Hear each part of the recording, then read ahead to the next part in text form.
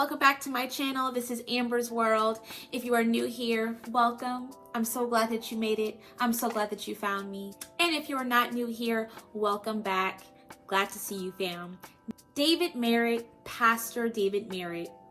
He is a great friend to my family. His family is very close to my family, and so we've known each other somewhat from a distance, but I know enough about him to say that he is definitely just doing it out here in these streets, really out here serving his community and just being the example for those who are looking to start their own business, own their own business.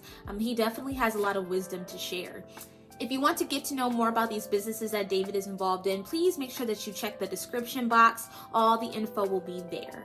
All right, so I'm not going to hold you guys up any longer. You'll also notice that my outfit in this video is different from the outfit that I'm wearing in the actual interview. Y'all, I'm in quarantine, don't judge me. So without further ado, I present to you Pastor David Merritt. So David, tell the audience where you're from.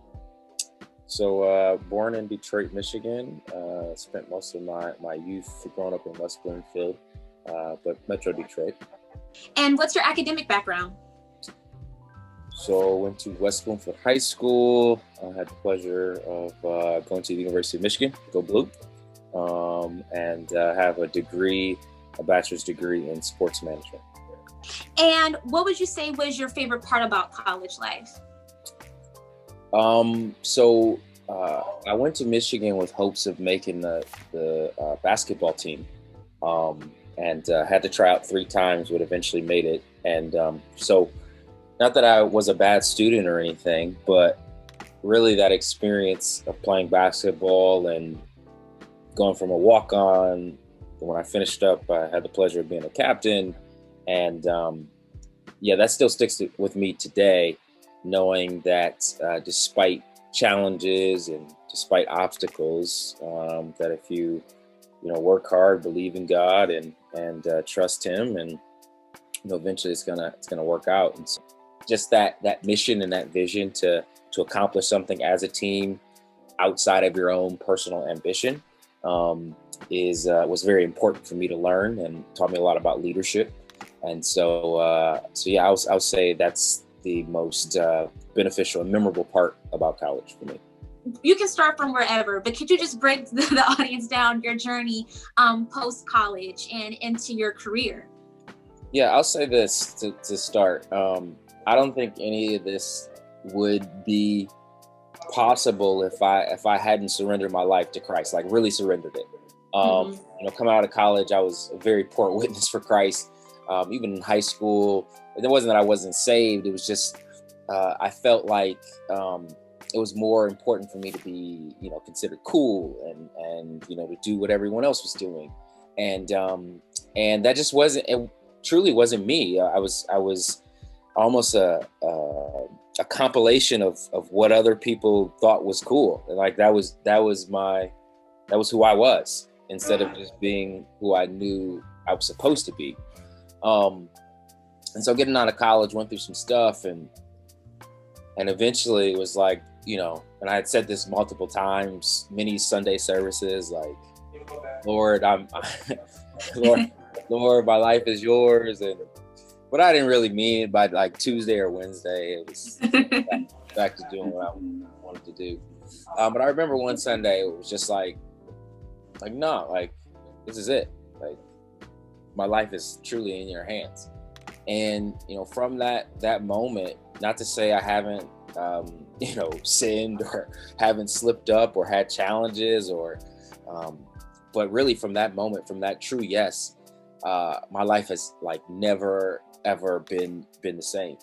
And so, began to serve in ministry, now a pastor, have a number of businesses that I'm blessed to say that I founded, in organizations.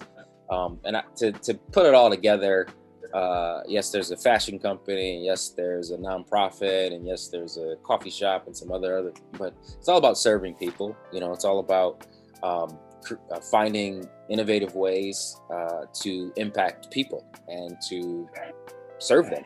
And that's what I get the greatest joy is just finding ways where I can use my creativity and the blessings and the ability that God has given me to help somebody else.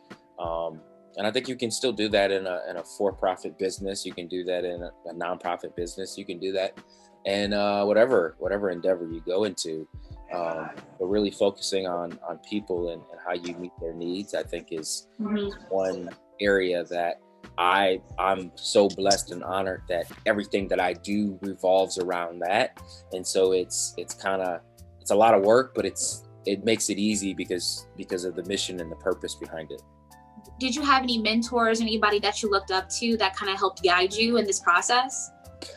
I've just been blessed. Like God is so good, because in all of the arenas that I've been able to, be in, it's because of other people. It's because people have helped open the door. It's because, playing basketball at Michigan, I was able to meet business owners in Ann Arbor and other people that have started organizations, just because of that connection, and because I played on the team. And so very, very, very fortunate.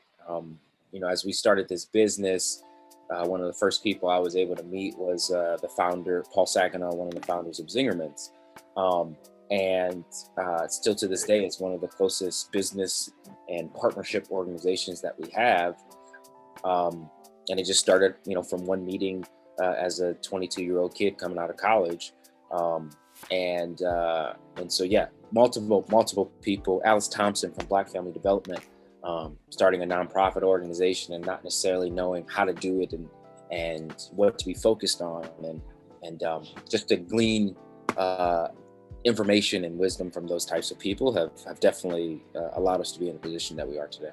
What tips and tricks would you give out there to students who might want to, go a different path and start their own businesses?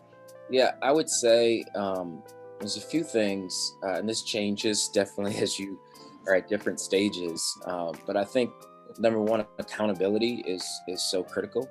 When you start to do things on your own, you don't have a boss. You don't necessarily have people that are telling you what to do and when to do it. And so you've got to have a lot of self-discipline and a lot of accountability to see yourself in a light that is accurate. No one's going to tell you, did you work your 40 hours this week? Did you work your 50? Did you work your 60? Did you have these dreams? You have these visions? Are you doing your best and working your hardest to get to that point?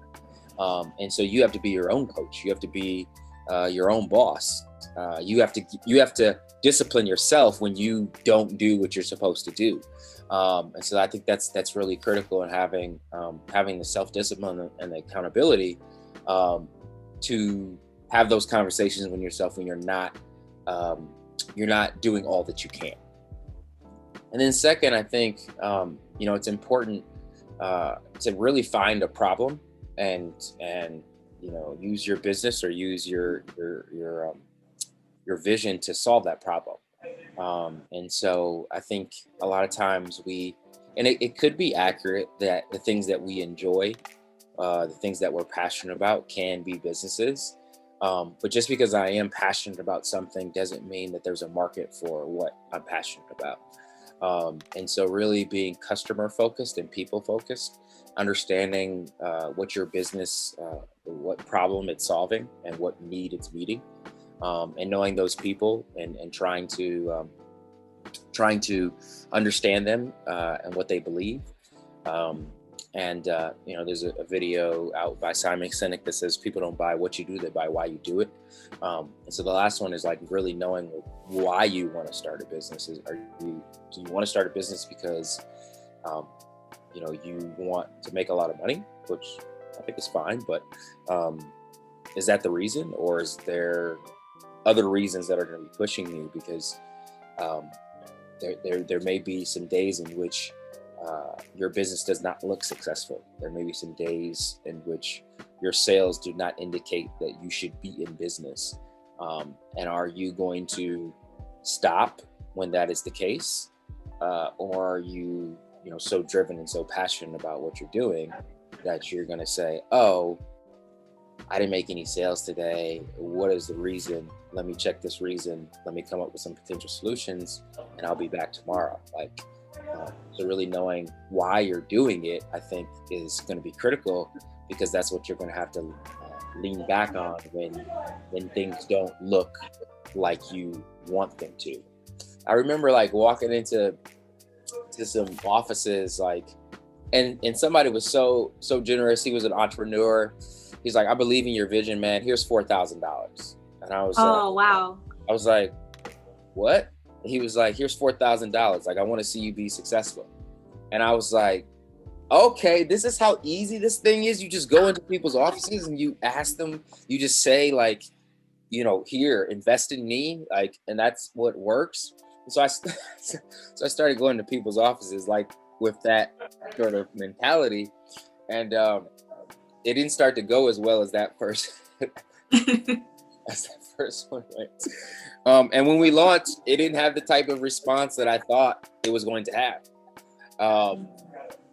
And so, you know, of course, I would look at it very differently today than I would back when I was 22, 23. But yeah, so those are some of the things I think are kind of rambling, but I think are important if you're looking to be an entrepreneur and looking to start a business. What would you tell 25-year-old David?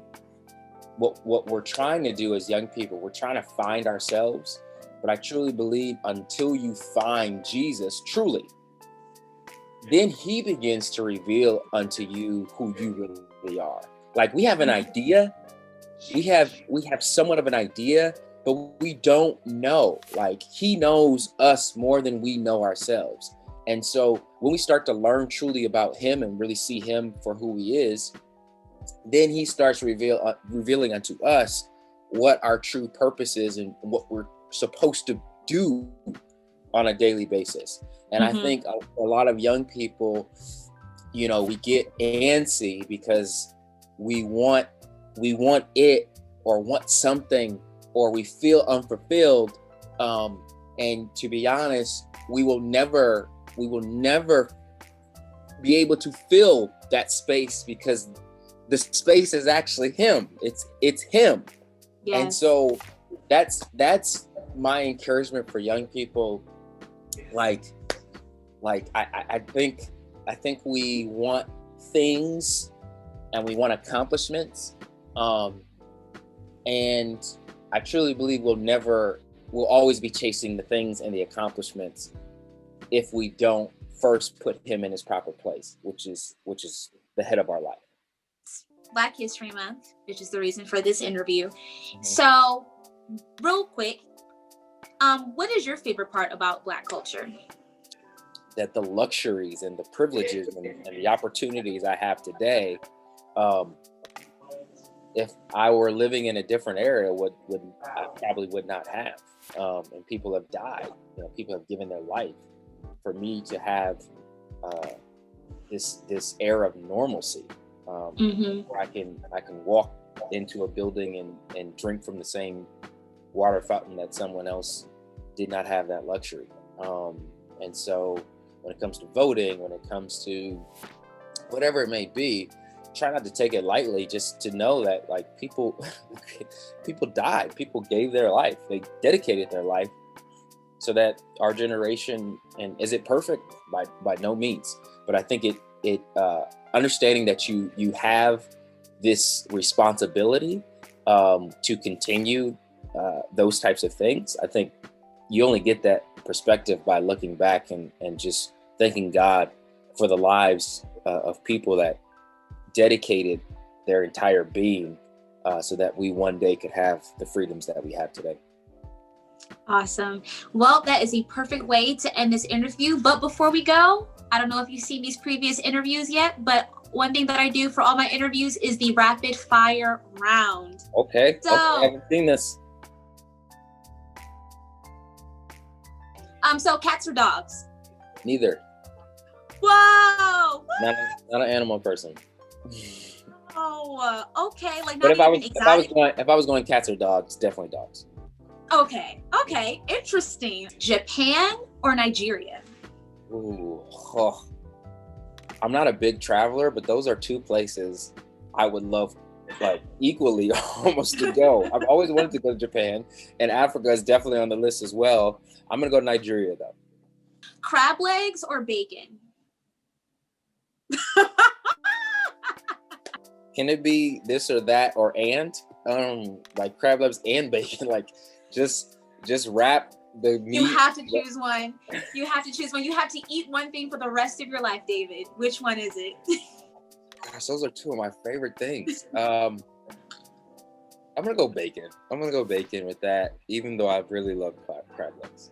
David, thank you so much for this interview.